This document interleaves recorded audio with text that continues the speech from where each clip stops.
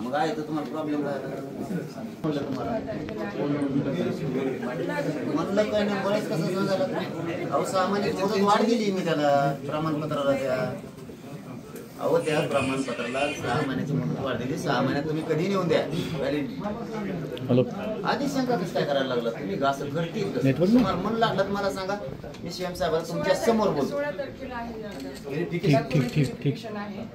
अरे बाबा व्हेरिफिकेशनसाठी व्हॅलिडिटीचं तुमच्या प्रमाणपत्राला त्यांनी 6 महिन्याची मुदत दिली ऑप्शन भरून द्या मुदत दिली एसीबीसी आहे का कुणबी आहे का ओबीसी तुमच्याकडे का ईडब्ल्यूसी तिन्ही ऑप्शन खुले की तुमचा प्रॉब्लेम व्हॅलिडिटीचा तातडीनं देण्याचा तर 6 महिन्याची मुदत वाढ दिली आहे ना तुम्हाला तुम्ही होणार नाही इकडंच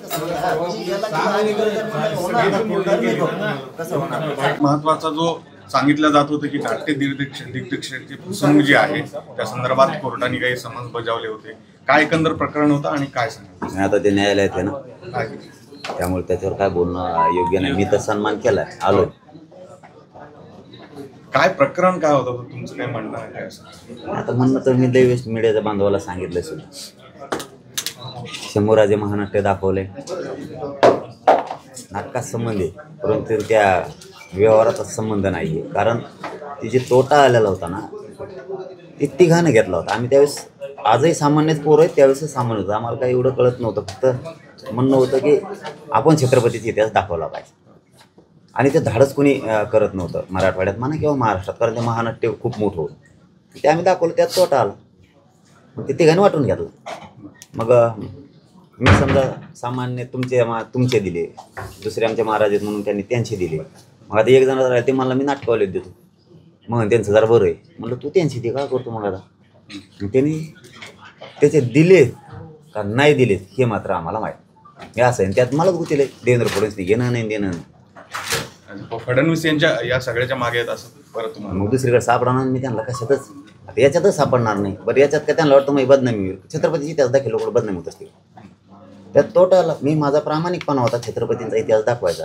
त्यात माझ्या जागेवर कुणी असलं तुम्ही असो किंवा जनता असो आता तोटा आल्यावर काय करीन का डोक्यात दगड घालता आमच्याकडे 1 रुपया नाही आम्ही मान्य करत नाही असं आहे का त्या पैशाच संबंध अजिबात कसला आणि ते बी दिले असले त्याचे हिश्श्याचे त्यांनी तर ते मात्र माहीत दादा खरं तर पुण्याच्या दौऱ्यावर आहात आणि काल एकंदरीत विधानसभा कसतरी व्हायला हो अगदी अगदी कसं बसून खाली घ्या तू बाजूला वेळ उभा नाही आता हात घेतो दादा त्याच्याकडे द्या पुणे दौऱ्यावर आहात एकंदरीत विधानसभा क्षेत्राचा सगळा आढावा घेतलाय काही मीटिंग झाल्या बैठकी झाल्या अशी माहिती मिळते काल रात्रभर या संदर्भात काही समर्थक तुमचे आले होते काय नेमक्या मागण्या आहेत आणि काय भूमिका असणार मागणी तर ओबीसी आरक्षणातून सरसकट मराठ्यांना कुणबी प्रमाणपत्राची व्यवसायाच्या आधारावर आरक्षण असल्यामुळे ती मागणी फायनल आहे त्यात काही बदल असण्याचं कारण नाही करणार पण नाही आणि भेटी सुरू आहे परंतु सांगणार नाही आत्ताच 29 तारखेपर्यंत कारण जे येणारे ते बी सांगतात आणि शिकविणारे खूप असतात एखाद्या माणसाला किंवा माहिती देणारे खूप असतात त्यामुळे राजकारणात काही गोष्टी सांगायच्या नसतात असं म्हणतात मग मी बी शिकलो हळूहळू नको सांगायचं एकंदरीत पण तुम्ही विधानसभेमध्ये तुमचे उमेदवार उभा करणार या संदर्भातली सगळी रणनीती तयार केली आहे का 7 तारखेपासून असं ऐकत होतं की उभाच करणार आहात सुरूच आहे नाही मी कधीच नाही खोटं बोलत हे आमच्या बांधव असतेच सगळे तुमचेच आमच्यासोबत आपण मीडियाला कधीच नाही खोटं बोलत आणि समाजाला एक बोलत नाही याचा अर्थ दुसऱ्याला बोलतो असं बी नाही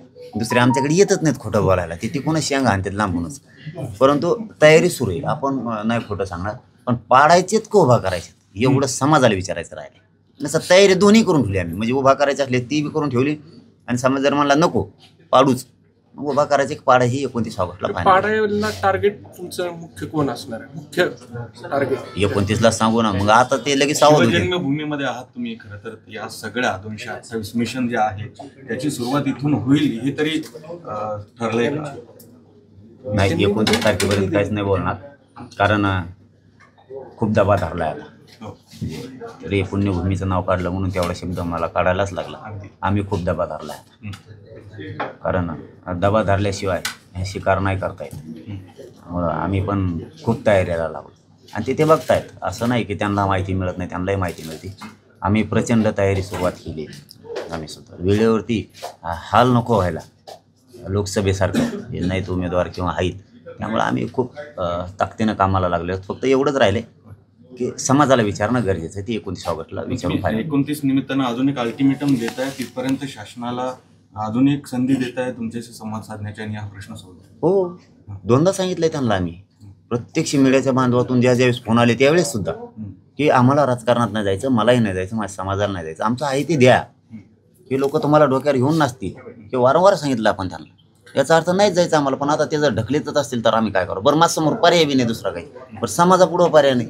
देणार तुम्ही देणार नसाल तर तिथं जावंच लागणार आहे. बरं, तेवढी संख्या आहे आमची, त्याच्यामुळे जाऊ शकतो. आणि 12 बलुतेदार, मुस्लिम, दलित बांधव, लिंगायत समाज, हे सगळेच मला कैकाडी समाज, धनगर समाज, हे सगळ्यांचंच म्हणणं आहे हो द्या यावेळेस. बच्चू कडूंनी आमंत्रण दिले त्यांच्याबरोबर या, असं तुम्ही काय त्याच्यावर विचार केलाय किंवा काय? त्यांच्यासोबत या असं ते म्हणलं? नाही, त्यांच्यासोबत आणि आमच्यासोबत काय सगळ्याचं दुःख सारखंच आहे. सोबत काय कोणी कोणाचे आलं, दुःख दोघांचे सारखेच आहेत. शेतकरी म्हणजेच मराठा किंवा शेतकरी म्हणजे जनता इथली, आणि जेवढे शेतकरी तेवढ्या आरक्षणापासून वंचित आहेत.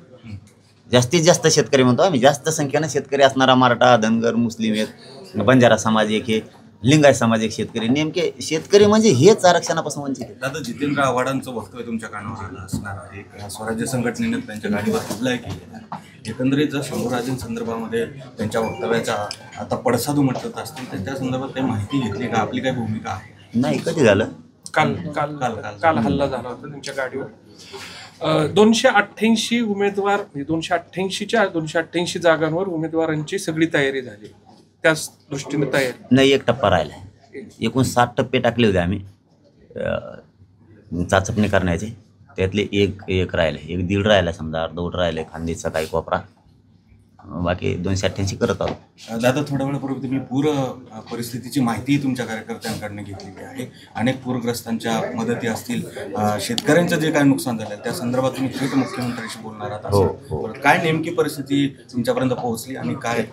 कोल्हापूर, सांगली, सातारा, तो जे बेल्ट आहे सगळा, त्या खालच्या धरणामुळं काय कोणची मट्टी टाकली त्यांनी कोणाला माहीत पडली, कोण इकडं महाराष्ट्राचा सगळा दिदारा व्हायला लागलाय. कारण काही शेतकरी छोटे आहेत, काही त्यांच्या जर पाणी गेलं त्यांचे उभे रांगोळी होते. त्याच्यामुळे सरकारनं तातडीनं त्यांना मदत द्यायची. मी CM साहेबाला सुद्धा बोलणार आहे तात्काळ नुकसानग्रस्त.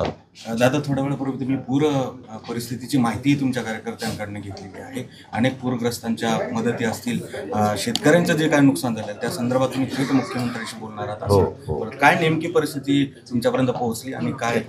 कोल्हापूर, सांगली, सातारा, तो जे बेल्ट आहे सगळा, त्या खालच्या धरणामुळं काय कोणची मट्टी टाकली त्यांनी कोणाला माहीत पडली, कोण इकडं महाराष्ट्राचा सगळा दिदारा व्हायला लागलाय. कारण काही शेतकरी छोटे आहेत, काही त्यांच्या जर पाणी गेलं त्यांचे उभे रांगोळी होते. त्याच्यामुळे सरकारनं तातडीनं त्यांना मदत द्यायची. मी CM साहेबाला सुद्धा बोलणार आहे तात्काळ नुकसानग्रस्त. आणि ते धरण पहिले ते कमी करायचे, काय असं नलं पण नाही आम्ही मागं लागणार त्या धरणावाल्याच्या आम्ही. कारण जर आमचं वाटलं होणार असलं विनाकारण लोकांचं, कोल्हापूर, सांगली, सातारा ही ग्रीन बेल्ट आहे सगळा, यांच्या पाण्यामुळे जर आमचे शेतकरी उद्ध्वस्त होणार असले तर आम्ही नाही दम खाणार, अजिबात नाही दम खाणार. आम्ही ती मागणी करणार आणि त्या धरणाच्या मागं लागणार आहेत आम्ही. दादा, उद्धव ठाकरेंकडनं काही बोलणं झालं का? आज त्यांचं पुण्यामध्ये आहेत ते, अशा बातम्या येत आहेत की तुमचं आणि त्यांचं काही बोलणं झालंय आगामी विधानसभा डोळ्यासमोर ठेवून? नाही, अजिबात.